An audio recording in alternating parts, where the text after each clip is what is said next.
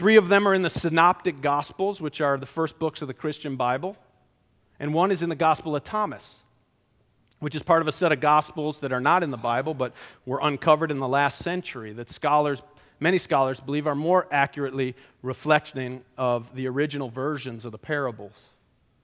So in the biblical books of Luke and Matthew, contrary to all botanical good sense, the mustard seed grows into a great tree. In Mark, it grows into the greatest of shrubs. Keating says all of these expectations and explanations are contrary to the facts. The mustard seed does not become a tree, the greatest of shrubs, or put forth a great branch, however much one may want it to. He goes on, the oral tradition was evidently influenced by the old expectations of grandeur, so that the parable, by the time it was recorded, had lost its radical thrust. The point being that God is not going to appear in a blaze of glory to make the crooked straight, the sick well, or let the captives go free, or feed the hungry, or stop the violence. If there's going to be freedom, justice, and mercy in this world, it's not going to come from the sky or from one great heroic leader. It will not come in a big apocalyptic deliverance. It will arrive more like dandelion seeds. And its shining yellow face will slowly pop up in lawns and gardens and in other ordinary places and in mundane ways. The kingdom of heaven is like going to the Day Alliance here at All Souls and watching a 97-year-old woman giving a talk on Harriet Tubman. Millie did this when she was already on hospice, which means that she was actively in the process of dying, at least according to the medical doctors. It means that she gave her talk knowing that her 97 years of life were winding down to the final pages of the final chapter. But Millie is passionate about Harriet Tubman and the stories of the Underground Railroad. Millie even made a new friend at the church, not even half her age, Nicole. And she convinced Nicole to help her with her talk by singing some of the Negro spirituals that were not mere music, they were maps and messages and much more. I learned about a lot more than Harriet Tubman that afternoon at church. I learned about what happens when we are connected to our passion and when we stay engaged as lifelong learners. I learned about what happens when a white woman named Millie, born in 1913 in Ohio, befriended a young black woman named Nicole, born in 1968 on the south side of Chicago. The story has even more meaning when you know that Nicole lost her mother when she was only 16 years of age. So when she tells of going to Millie's house to prepare and of climbing into Millie's bed with her for a couple of hours and listening to Millie weave tales of the great slave emancipator, Harriet Tubman, I could hear in Nicole's voice how she was as moved by Millie and what she was doing as she was inspired by Tubman and what she had done.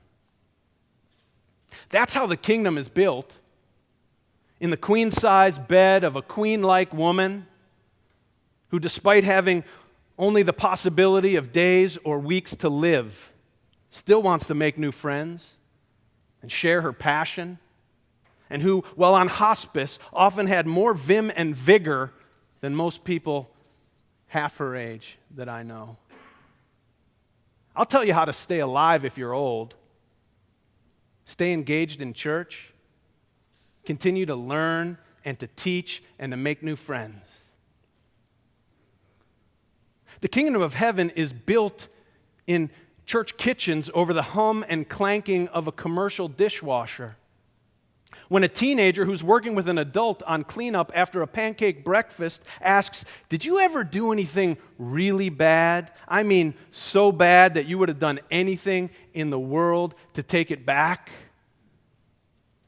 And the adult knows it's time to get real. The kingdom is built when a minister rushes over to the scene of a crisis of a church member, and that person's branches group or men's group has already arrived and is setting out food and is making a list of who's going to provide meals over the coming weeks. And the kingdom is built when a member of the choir is seriously ill, and the rest of the choir calls her during their rehearsal so that they can sing her favorite song.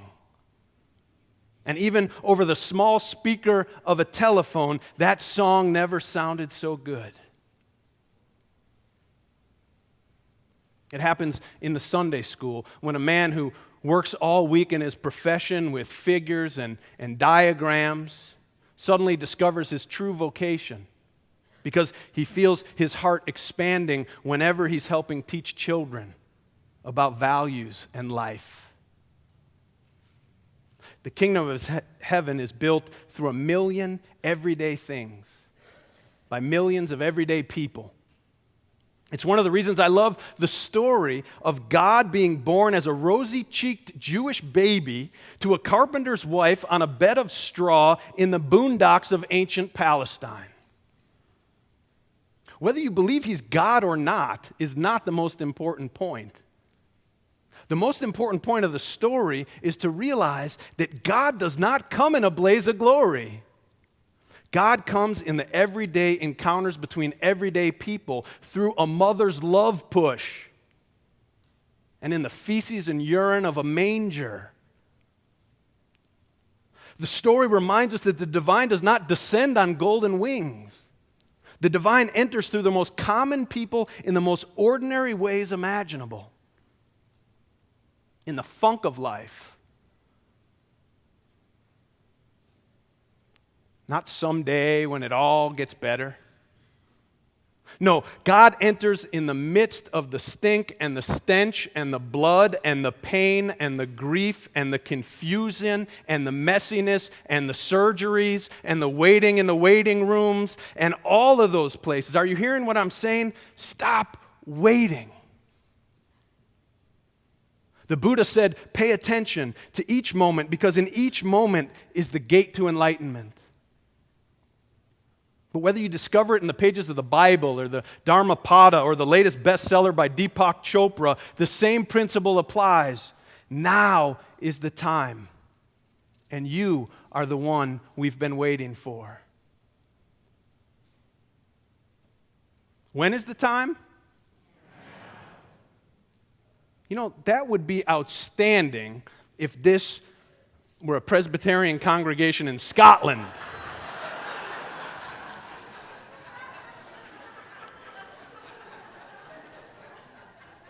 But let's try that one more time, as if our life and our life's purpose really depends on it. When is the time for the future to come? Now! Oh, yeah. Ours is a vision that looks forward, that's not meant to distract us from our lives. It's not a vision meant to placate us for some fantastic future. It's a vision that starts right now. The reason I'm telling you this today is because I want you to get involved in this coming church year.